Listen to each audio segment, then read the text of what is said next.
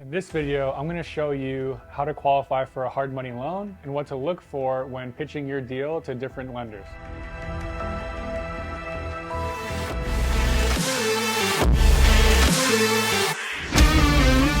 The first thing you need to understand when trying to qualify for a hard money loan is what types of lenders there are that you're going to be dealing with. Now, there's different types. There's private individuals. That might be a single person that's writing their own check. It could be a private family office where it's a family of 5, 10 people that have their own, debt fund and asset management company, where there's a small loan committee that makes a decision on your loan. And then you also might be dealing with national hedge funds, right? And national hedge funds, what they do is they originate loans, but what they do is they sell their loans on the secondary market to big banks like Blackstone, JP Morgan, BlackRock, and other companies of that nature. There's different nuances when dealing with each of those lenders, and you want to be specific in the questions you ask them to make sure that they can even fund your deal, but that's for another video. Now, regardless of which type of hard money lender that you're looking for, they all look at 5 similar factors, and those are 1, property value, down payment or equity or skin in the game from the borrower, the exit strategy, the borrower's credit history and financials, and the asset itself, the value of the asset, the location, and the condition of the property. The first thing that hard money lenders look at when deciding whether they're going to approve a loan or not for you is the property value, okay? Is there enough value in the property to justify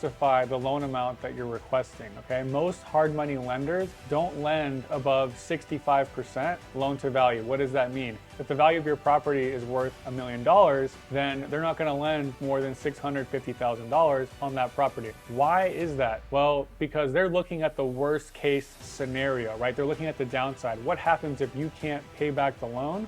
Well, then they have to foreclose on the property and take over the property. Now, they don't want to lend on a property where if they have to foreclose on it, that they're going to be underwater. Like if property values drop, they need to have a significant cushion so that they can recoup all of their money that they lent on the property if they have to put it on a foreclosure auction or sell the property to get their money back. Not all hard money lenders are limited to 65% LTV. National hedge funds can typically do higher leverage, like 70%, 75%, some even 80% of the purchase price they can finance, but it depends on the strategy of the deal, whether it's a fix and flip, a rental loan, a ground up construction loan. Depending on the type of loan and the type of lender you're working with, that's going to determine the leverage. But regardless of what the leverage requirements are by the lender, it's all about the value and the equity in the property. If there's not enough equity in the deal, if you're not putting a high enough down payment, lenders aren't going to want to lend on it because your hard money lender is your financial partner. They're your business partner. They're not participating in equity in the deal, but they're giving you money to carry out your dream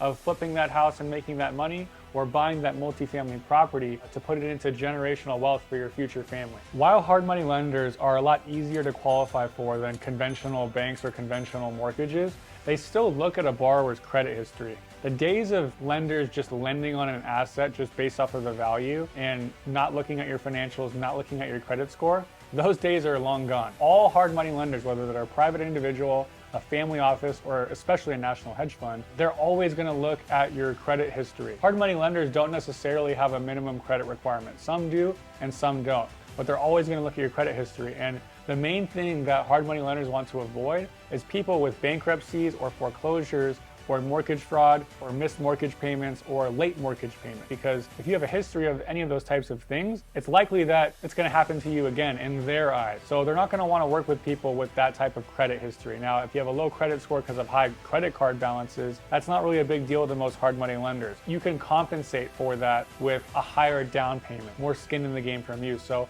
hard money lenders are more flexible. They always check credit. And if your credit is bad, it's okay, as long as there's other compensating factors to overcome that challenge, such as maybe it's a good property, maybe it's a good location, maybe you're putting a sizable down payment. So even if you don't fit the box per se for one of these 5 different factors that I'm talking about, you can overcome that by making sure that you're strong in the other factors. But regardless of what lender you go to, they're always going to check your credit history because they're doing business with you and they want to know who they're doing business with. The third than, if not the most important factor when deciding to approve a hard money loan is the down payment. The bigger the down payment that the borrower has into the deal, the less likely that they are to default and the more security that the hard money lender has into the deal. The fourth factor is property condition. If the windows are broken, if the roof is caving in, if there's leaks everywhere, if there's a puddle of water in the living room, the less likely a hard money lender is willing to lend on the property. Now, this may be a fix and flip loan, right? So if you're putting a significant down payment down, 25%,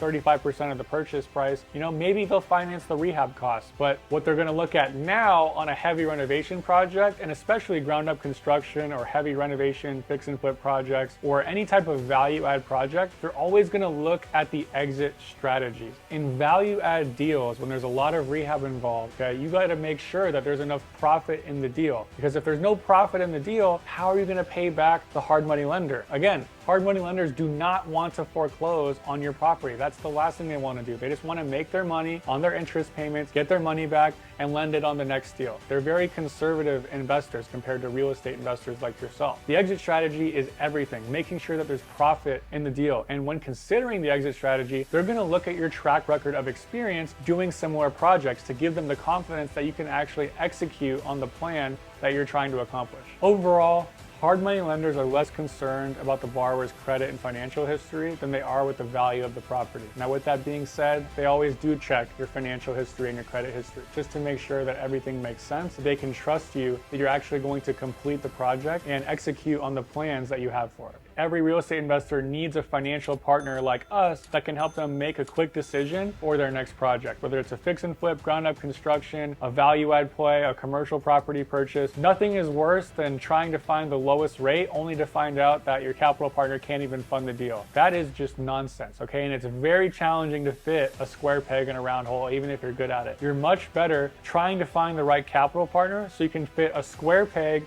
in a square hole. It's more about getting the deal done than it is finding the best rate. Date the rate, marry the property. You do not want to lose your next investment property purchase just because you try to get the cheapest rate. That's the worst thing that you could do. Every real estate investor that's successful has a great team. We can help you get connected with the right capital partner to ensure that your project is a success. To learn more about how we can be your financial partner for your next deal and help you get your financing fast, call us today at 818-431-2797.